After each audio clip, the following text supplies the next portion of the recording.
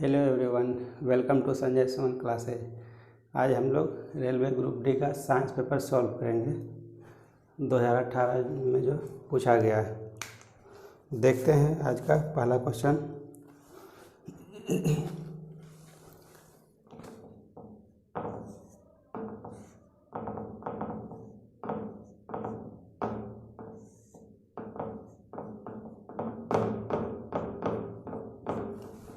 निम्न में से किसका कोई इकाई नहीं है?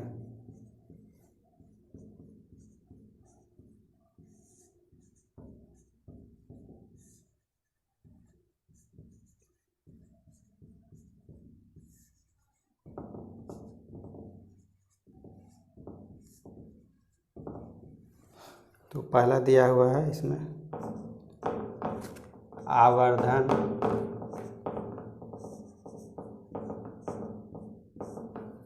दूसरा दिया हुआ है फोकल लंबाई,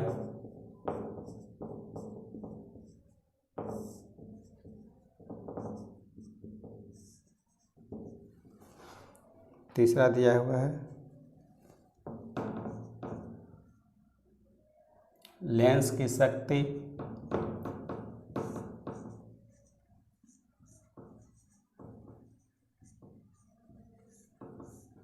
और चौथा दिया हुआ है इसका विकल्प निर्वाह शक्ति।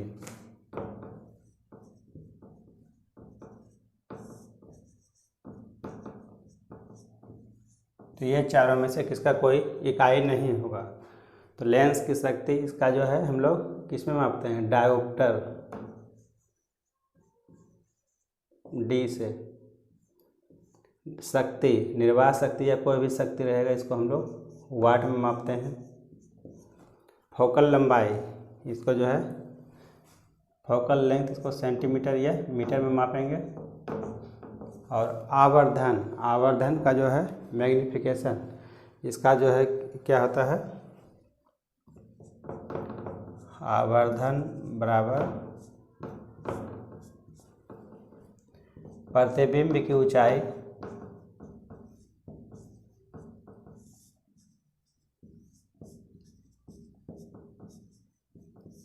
बाय वस्तु की ऊंचाई।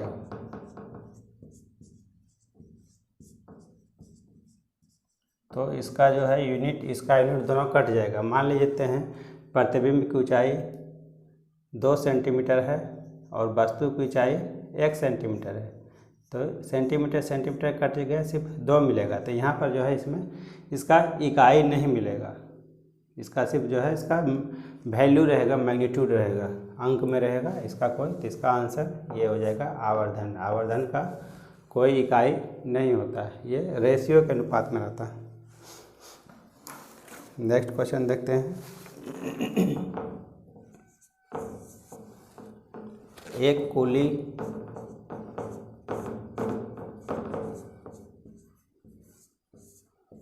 जमीन से 11 किलोग्राम का सामान उठाता है और जमीन से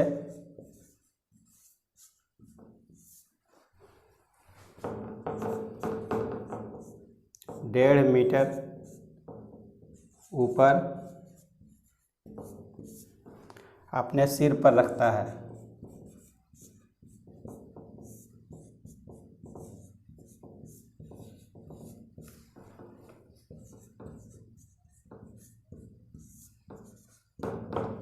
कुली द्वारा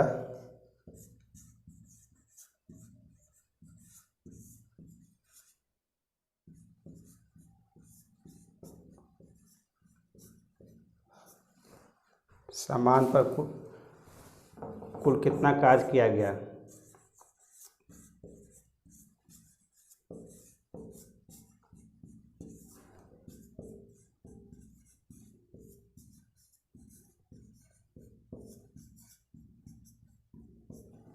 तो इस सवाल में है जो है, एक कोली ज़मीन से 11 किलोग्राम का सामान उठाता है। इसमें मास दिया हुआ है 11 किलोग्राम, और ज़मीन से 1.5 मीटर की ऊंचाई पर एच दिया हुआ है 1.5 मीटर। जी सवाल में दिया हुआ रहेगा तो ठीक, नहीं तो इसको जी मीटर पर सेकंड स्क्वायर लेना है। तो कोली द्वारा सामान पर कुल कितना कार्य किया गया है, तो इसमें तो कार्य यहाँ पर हो जाएगा, कार्य जो कर रहा है वो सर पर रखने के बाद स्थिति ऊर्जा के रूप में स्टोर हो रहा है। तो यहाँ पर जो है पोटेंशियल एनर्जी के रूप में कार्य हो रहा है। PE बराबर हो जाएगा mgh। तो m का वैल्यू यहाँ पर 11 है, h का वैल्यू 1.5 और g का वैल्यू 10। तो इसको जो है दशमलव घटाएंगे तो नीचे में 10 आ जाएगा। 10 कट गया, 15 गुना 11 ये हो जाएगा 165 जूल। इतना आंसर, इतना कार्य किया जाएगा। आगे देखते हैं नेक्स्ट क्वेश्चन।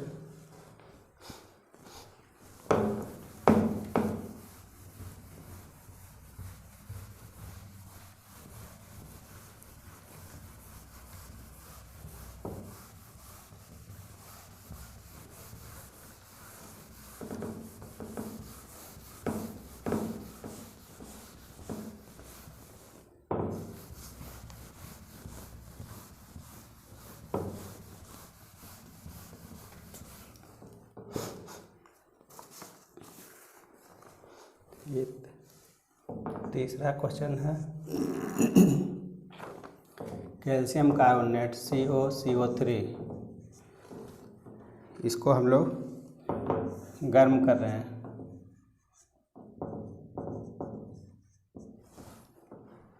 तो इसमें जो है Ca calcium oxide plus X बन रहा है। X यही सवाल में हमको निकालना है, X बराबर क्या है, यही विकल्प में। तो कैल्शियम कार्बोनेट को जब हम लोग गर्म करते हैं तो क्या कैल्शियम ऑक्साइड और X के पास चूना मिलता है, नहीं, कैल्शियम ऑक्साइड और CO2, इसमें जो है CO2 गैस निकलता है। चूना में हम लोग पानी डालते हैं तो जो है क्या मिलता है, कैल्शियम ऑक्साइड के रूप में मिलता है, और तेज़ी से उसका जो है बुलबुला निकलता है, वो कार्बन डाइऑक्साइड गैस के रूप में बाहर निकल जाता है।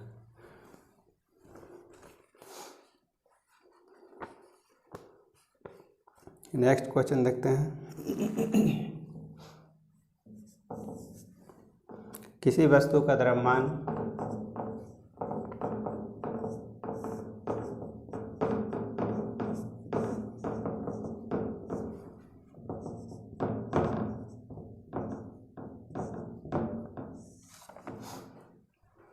बीस किलोग्राम है,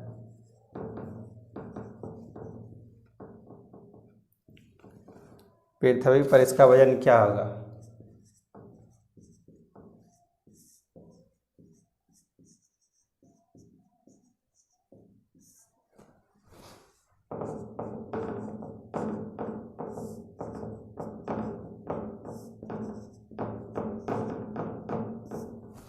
तो m दिया हुआ है, मास दिया हुआ है 20 किलोग्राम, हमको निकालना है इसका वजन। वजन मतलब होता भार हुआ, W होता है, W बराबर mg।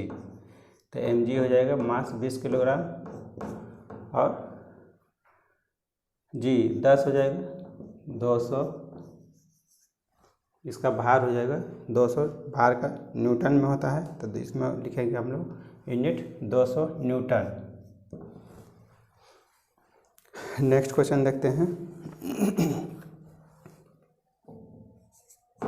मेंडलीव की आवर्त सारणी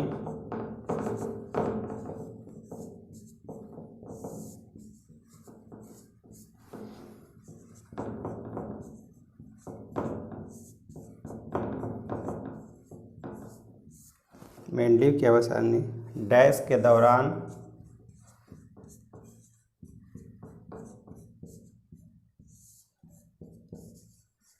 एक जर्मन पत्रिका में प्रकाशित हुआ था।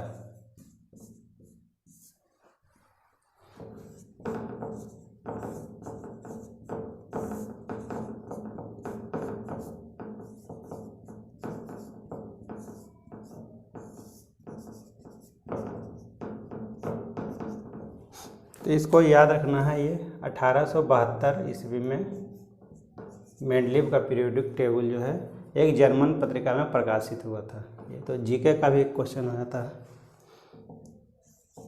नेक्स्ट क्वेश्चन देखते हैं। सोडियम कार्बोनेट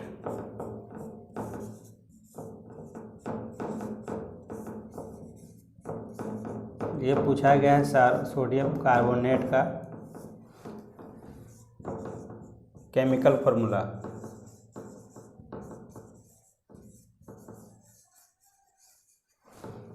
तो इसका होता है Na2CO3। सोडियम कार्बोनेट का फार्मूला पूछा गया है डायरेक्ट सवाल इसमें, तो Na2CO3 और वही रहेगा सोडियम बाइकार्बोनेट। ये भी अक्सर पूछा जाता है। इसका होता है केमिकल फार्मूला NaHCO3। तो ये हो गया। आगे देखते हैं हम नेक्स्ट क्वेश्चन। तो फार्मूला से भी सवाल पूछा जा रहा है। इसमें बहुत सारा क्वेश्चन जो है इकाई वगैरह जो है डायरेक्ट जो है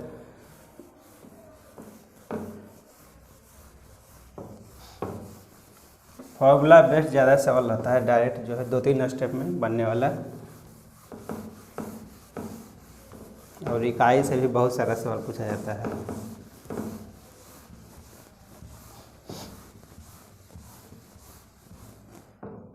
सोडियम बाइकार्बोनेट को हम लोग खाने वाला सोडा भी कहते हैं।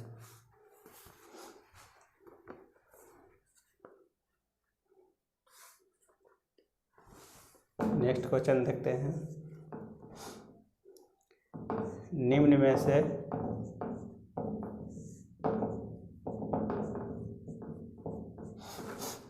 कौन सी फसल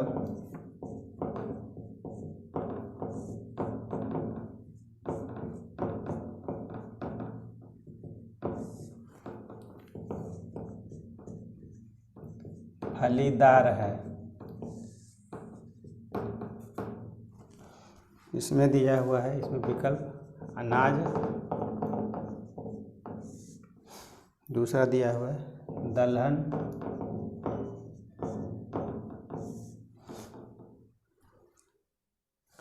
तीसरा दिया हुआ मूचूनम, तीसरा चौथा दिया हुआ तिल। तो फलीदार पौधा जो है हम लोग इसको बोलते हैं दलहनी फसलों को। इसमें जो है इसको हम लोग लेग्यूम भी बोलते हैं, लेग्यूम या फिर लेग्यूमिनस। ये लेग्यूमिनेसी फैमिली से बिलोंग करता है। जितना भी दलहनी फसलें हैं वो लेग्यूमिनेसी फैमिली से बिलोंग करता है, इसलिए इसको हम लोग लेग्यूम भी बोलते हैं। और फलीदार इसी से नाम इसका पड़ा गया है, लेग्यूम भी बोलते हैं दलहनी फसल को। इसको हम लोग याद रखेंगे।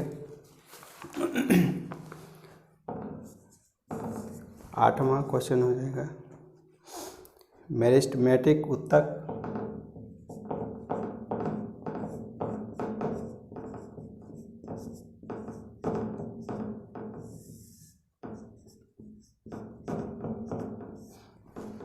एक विशेष भूमिका निभाती है।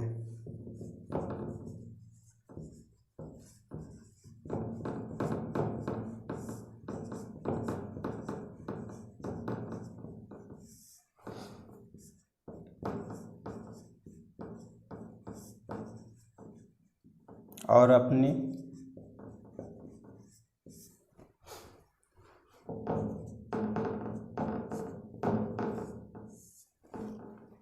विभाजित करने की क्षमता को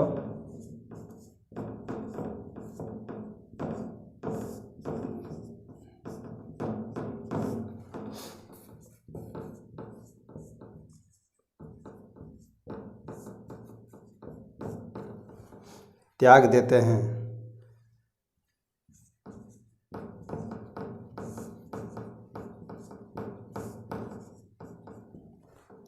और तब बनाते हैं। डैश बनाते हैं, क्या बनाते हैं वही पूछा जा रहा है।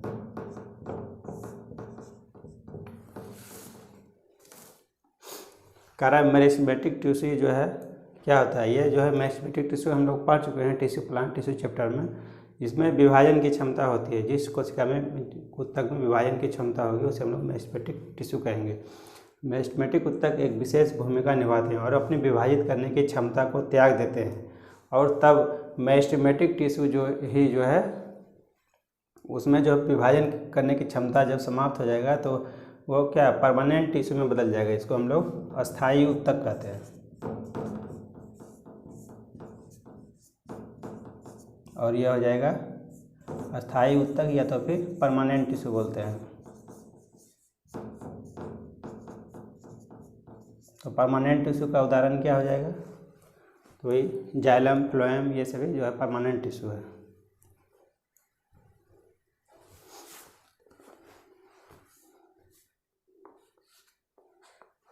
एक और टिश्यू चैप्टर से एक और सवाल है, डैश में पतली कोशिका भित्ति के साथ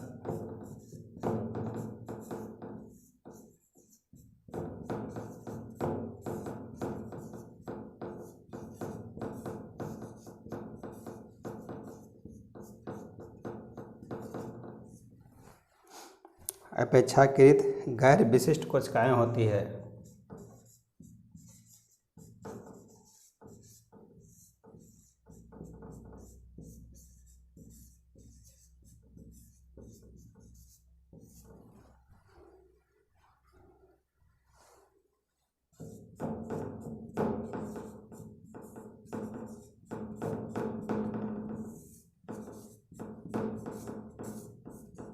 इसका विकल्प में दिया हुआ है पेरेनकाइमा, कोलेनकाइमा और ट्रैकिड्स और स्क्लेरेनकाइमा। तो इस तरह का जो है पतली कोशिका भित्ति के साथ अपेक्षाकृत गैर विशिष्ट कोशिकाएं होती है। ये भी हम लोग टिश्यू चैप्टर में पढ़ चुके हैं। इसका जो है आंसर हो जाएगा पेरेनकाइमा।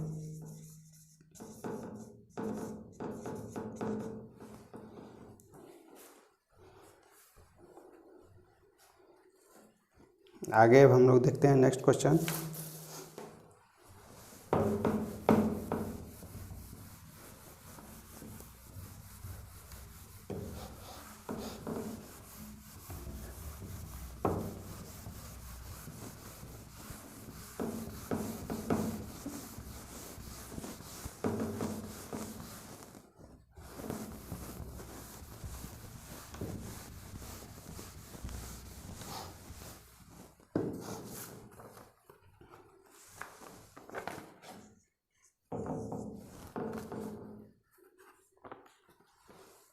ये 10वां क्वेश्चन है,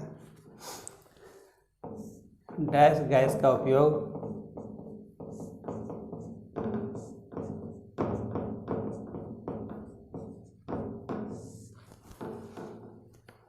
चिप्स को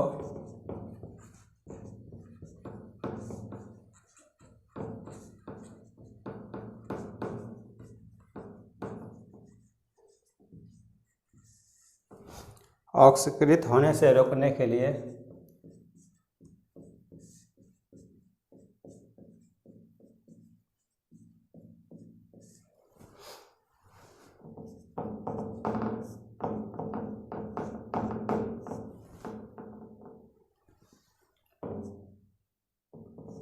किया जाता है।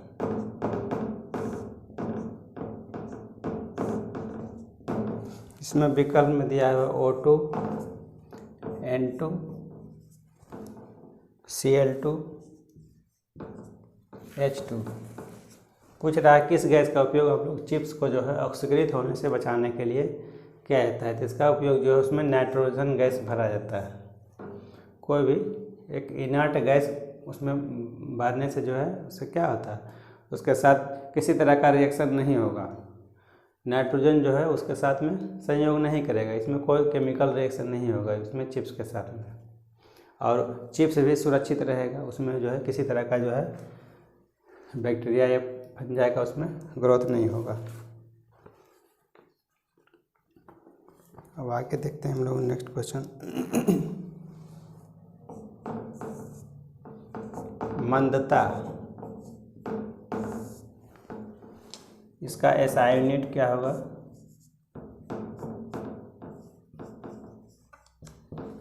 त्वरण का जो एसआई यूनिट होता है, त्वरण हुआ पॉजिटिव वैल्यू और मंदता हुआ डिसलेरेशन, ये इसको डिसलेरेशन होते हैं, तो इसका वैल्यू भी इकाई वही होता है मीटर पर सेकेंड स्क्वायर। और त्वरण का वैल्यू पूछा जाए, त्वरण का एक्सेलरेशन, उसका भी वैल्यू दोनों का एक ही रहता है। त्वरण का भी एसआई यूनिट ये भी हो जाएगा मीटर पर सेकेंड स्क्वायर।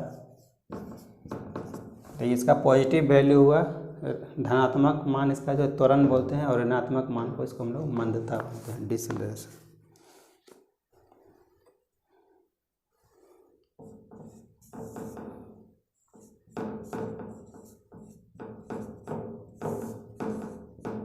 मनुष्य में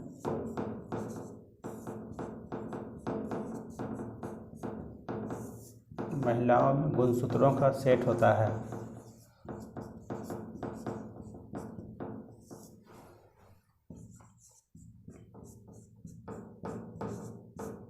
तो जो है XX जो है ये सेक्स क्रोमोसोम होता है 23 + XX, इसमें 22 + XX होगा। 23 में लिखेंगे तो इस पे एक सिंगल आएगा, XX हो गया। इसमें महिलाओं में पुरुषों में XY होता है, ये तो सभी लोग को पता रहता है।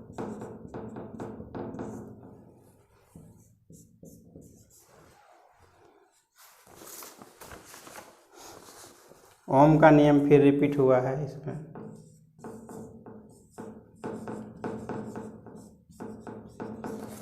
तो ओम का नियम जो है V समानुपाती I, विभवांतर जो है विद्युत धारा के समानुपाती होता है। तो समानुपाती हटाएंगे तो उसके जगह पर हम लोग कॉन्स्टेंट का प्रयोग करेंगे R, तो V = IR हो जाएगा।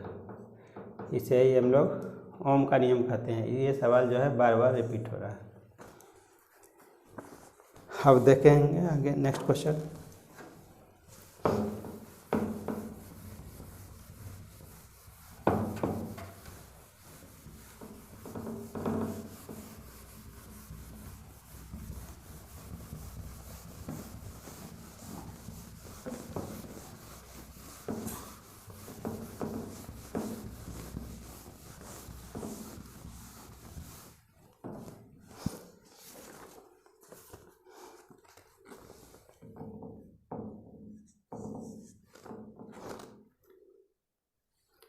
डैश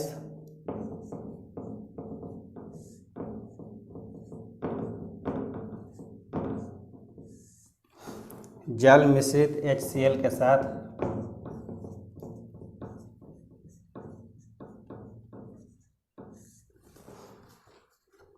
प्रतिक्रिया नहीं करता है।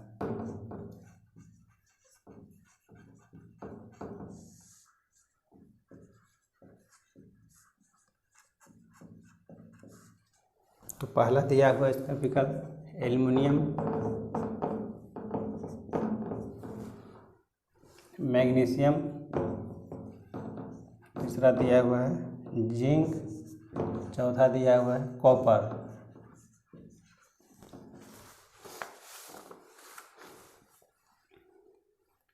तो कोई भी जो है मेटल जो है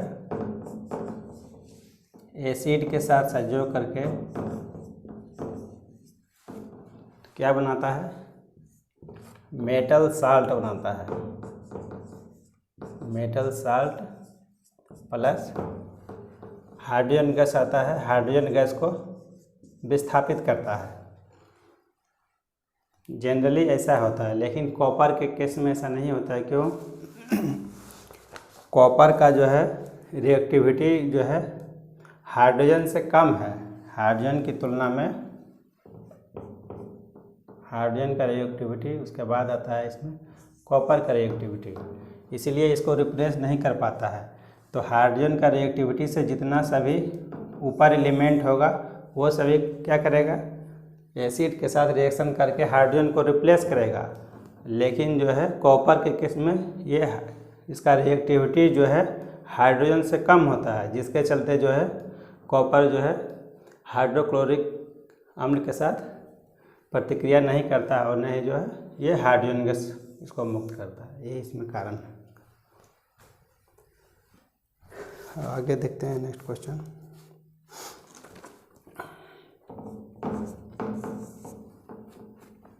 एक विशेष घर में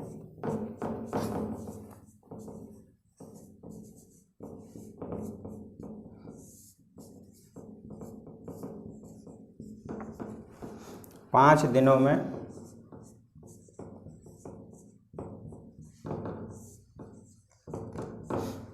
100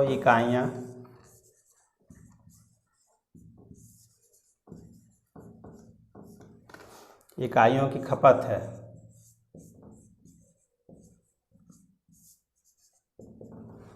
यदि ऊर्जा को जूल में परिवर्तित किया जाए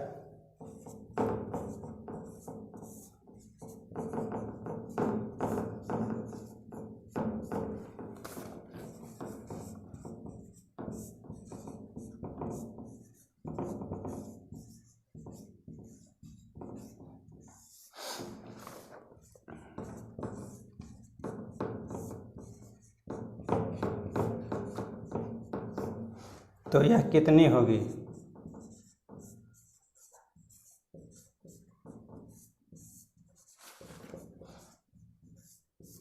कह रहा है एक विशेष घर में, किसी घर में जो है 5 दिनों में 100 यूनिट का खपत हो। 5 दिन में 100 यूनिट उस घर में खर्च होता है। तो यदि ऊर्जा को जूल में परिवर्तित अगर हम लोग करते हैं तो इसका वैल्यू कितना होगा, इसको हम लोग निकालना है ये चीज़। तो पहले तो देख लेते हैं यूनिट पहले क्या होता है। एक यूनिट जो हम लोग बिजली का आता है, एक यूनिट वो क्या होता है। एक यूनिट होता है 1 किलोवाट घंटा के बराबर। 1 किलोवाट घंटा, तब 1 किलोवाट, 1 किलोवाट होगा 1000 के बराबर होगा। तो ये हो गया 1000 किलोवाट। 1 किलोवाट 1000 वाट हो गया। घंटा, घंटा को हम लोग सेकेंड में बनाएंगे तो 60 गुना 60 कर देंगे।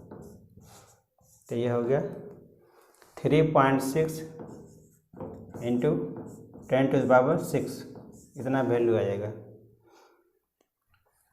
ये हो गया जूल में वैल्यू। तो 1 यूनिट जो बिजली आता है, बिजली का मीटर के द्वारा 1 यूनिट जो मापता है, 1 किलोवाट घंटा हम लोग खर्च करते हैं तो उसका 1 यूनिट के रूप में दिखता है। तो 1 यूनिट बराबर इतना 3.6 इंटू 10⁻⁶ जूल। तो 5 दिन में 100 इकाई खर्च हो रहा था। 100 यूनिट बराबर क्या हो जाएगा, 100 से गुना कर देंगे। तो 100 यूनिट का हमको निकालना है वैल्यू। तो 100 यूनिट बराबर 100 गुना 1 यूनिट। 1 यूनिट का वैल्यू है 3.6 इंटू 10⁻⁶ जूल। तो ये हो जाएगा 3.6 इंटू 10⁸ जूल। जूल में वैल्यू यहाँ से हम लोग बदल दिए थे जूल में वैल्यू। यहाँ पर यूनिट को जो है किलोवाट घंटा में आया था, किलोवाट घंटा से हम लोग इसका जूल में कन्वर्ट कर दिए। अब आगे देखते हैं नेक्स्ट क्वेश्चन।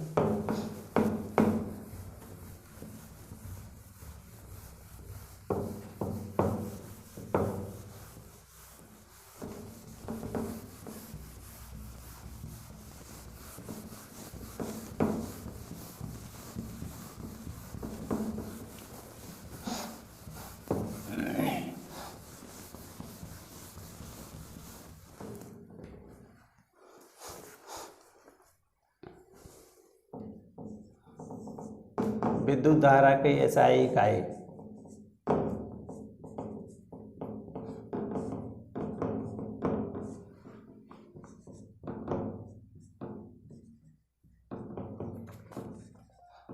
तो इसका होता है एम्पियर होता है। इसको हम लोग ए से डिनोट करते हैं।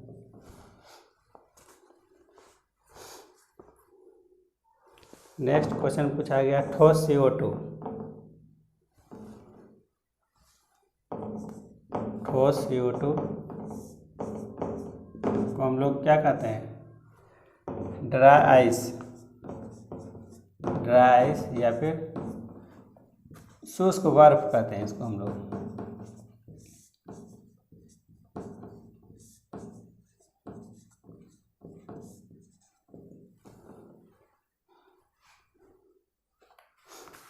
इसको जो है ड्राई आइस को जो है बहुत उच्च तापक्रम पर जो है इसको रखा जाता है।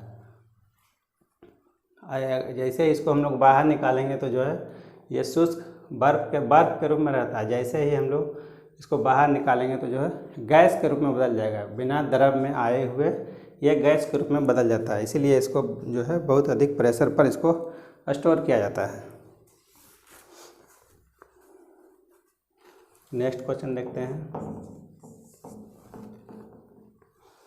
द्रव्य को ऊर्जा में, ये द्रव नहीं है, द्रव्य मतलब मैटर, पदार्थ। द्रव्य को ऊर्जा में और ऊर्जा को द्रव्य में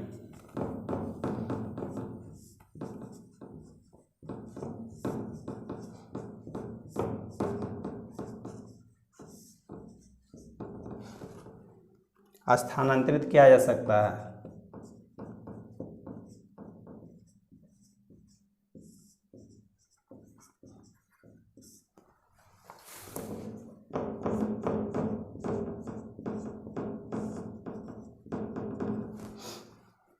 यह सिद्धांत कौन दिया था, यह पूछा जा रहा है। पदार्थ को ऊर्जा में हम लोग बदल सकते हैं और ऊर्जा को पदार्थ में। यह सिद्धांत जो है किसके द्वारा दिया गया था, ये जो है आइंस्टीन के द्वारा। E बराबर mc², ये फॉर्मूला पर इसको दिया गया। पदार्थ को यही मास हुआ, यहाँ पदार्थ को हम लोग ऊर्जा में बदल रहे हैं, यहाँ पर ऊर्जा को मास में। E बराबर mc², यही आइंस्टीन के द्वारा फॉर्मूला दिया गया था। नेक्स्ट क्वेश्चन देखते हैं। एक तत्व में पीरियोडिक टेबल से क्वेश्चन है।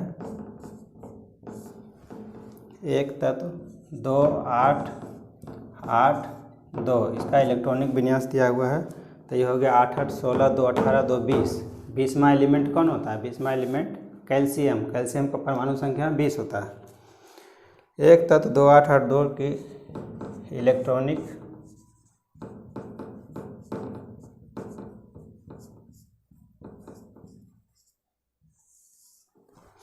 इलेक्ट्रॉनिक समाकृति के साथ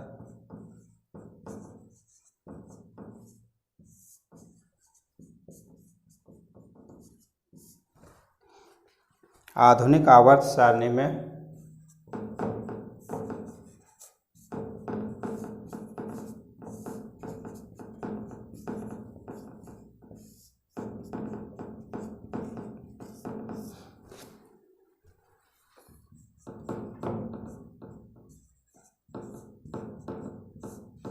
किस आवर्त में रखा गया है।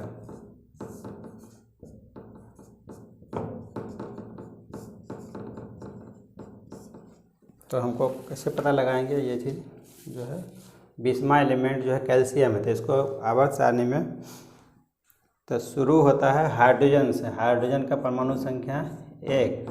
लास्ट होता है इसका जो है हीलियम का परमाणु संख्या 2। तो लिथियम दूसरा पीरियोडिक टेबल में लिथियम का 3 से शुरू होगा।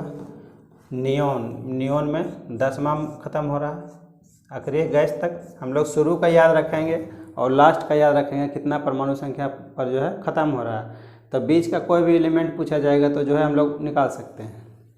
तो नियोन का 10वां हो गया। तो सोडियम का परमाणु संख्या 11। हीलियम नियोन इसका ख़त्म होगा आर्गन पर। तो आर्गन का हो जाएगा 18। तो 19वां हो जाएगा पोटेशियम हो गया 19 पोटेशियम 19 से शुरू। आर्गन के बाद आएगा इसमें क्रिप्टन, इसका 36 होता है।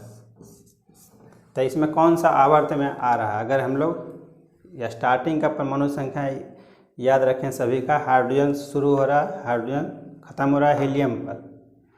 लिथियम से शुरू हो रहा है, ख़त्म हो रहा है नियोन पर। सोडियम से शुरू हो रहा है, ख़त्म हो रहा है आर्गन पर। पोटेशियम से शुरू हो रहा है, ख़त्म हो रहा है क्रिप्टन पर। इस तरह से 7 पीरियड का अगर हम लोग याद रखेंगे तो बीच का कोई भी एलिमेंट, अब देखिए यहाँ पोटेशियम आ रहा है 19 के बाद 20 यहाँ कैल्शियम होगा, तो ये हो गया पहला आवर्त हो गया, दूसरा आवर्त हो गया, तीसरा, चौथा। तो यही हमको निकालना था। तो ये जो है किस आवर्त में रखा गया है, तो इसका जो है हो जाएगा चौथा आवर्त में, चौथा पीरियड, फोर्थ पीरियड, इसका आंसर हो जाएगा चौथा आवर्त। तो इस तरह से इसको याद रखना पड़ेगा, तब जा कर के इस तरह का क्वेश्चन बनेगा। आगे देखते हैं नेक्स्ट क्वेश्चन।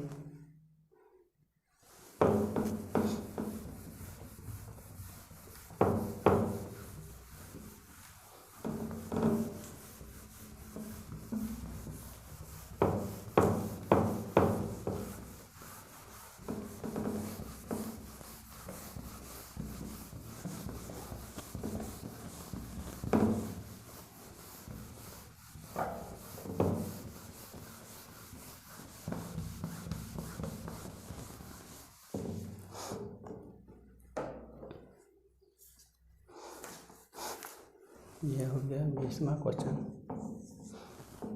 किसी वस्तु पर किया गया कार्य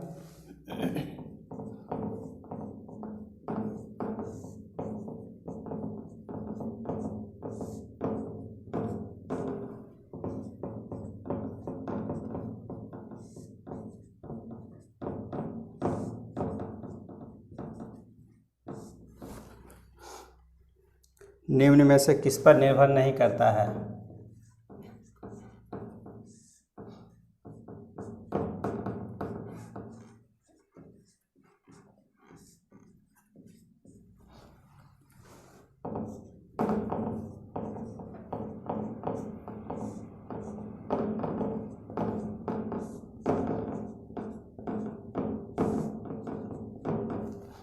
पहला हो गया आरोपित बल,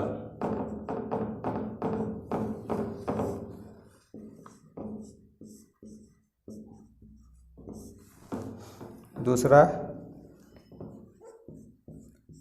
बल और विस्थापन के बीच का कोण,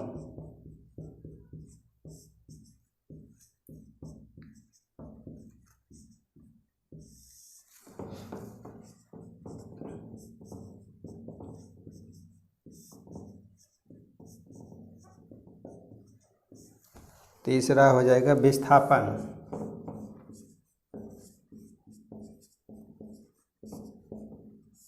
चौथा हो जाएगा वस्तु का द्रव्यमान।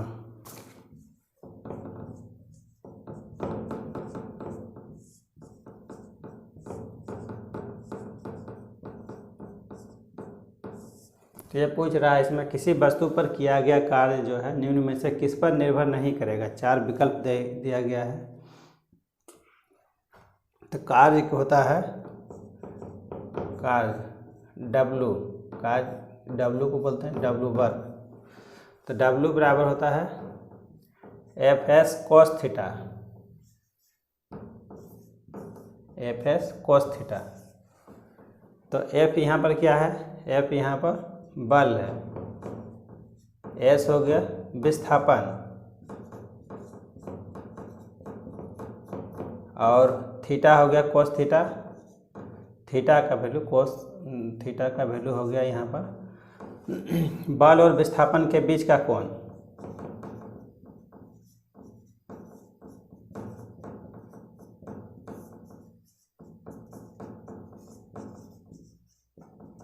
तो इसमें थीटा का वैल्यू बदलेगा, थीटा का वैल्यू बदलेगा तो इसका वैल्यू बदलेगा, इसका वैल्यू बदलेगा तो जो है काज का वैल्यू इस पर प्रभावित होगा इसका। तो कह रहा है तो किसी वस्तु पर किया गया कार्य निम्न में से किस पर निर्भर नहीं करता है।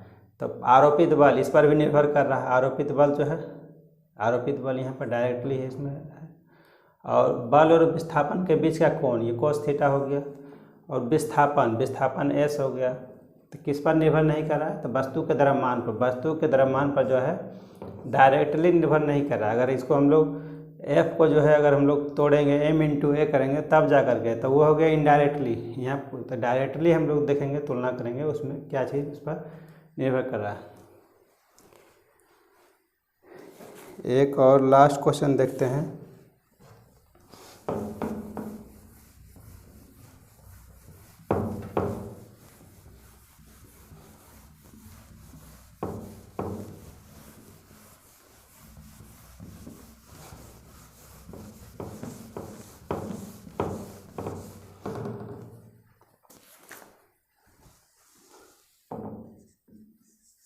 एक कार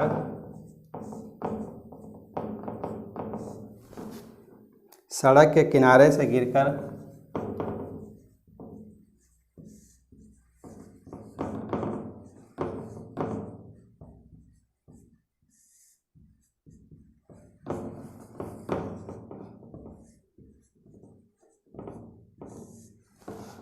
0.5 सेकेंड में जमीन पर आ पहुंचती है।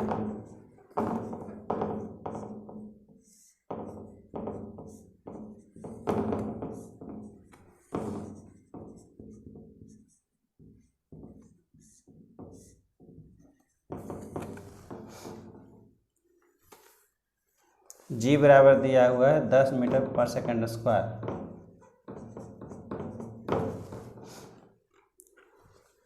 तो जमीन से टकराते समय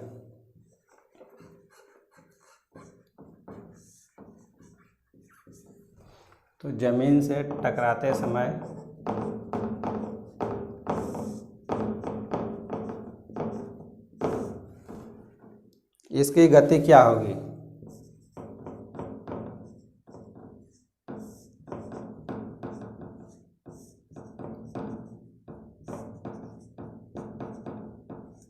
तो ये सवाल दिया है कि कोई कार जो है सड़क किनारे चल रहा है, तो वो जो है अचानक जो है उसमें गिर जाता है नीचे की ओर, सड़क से नीचे गिर जाता है। तो जो है उसका फ्री फॉलिंग बॉडी हो गया।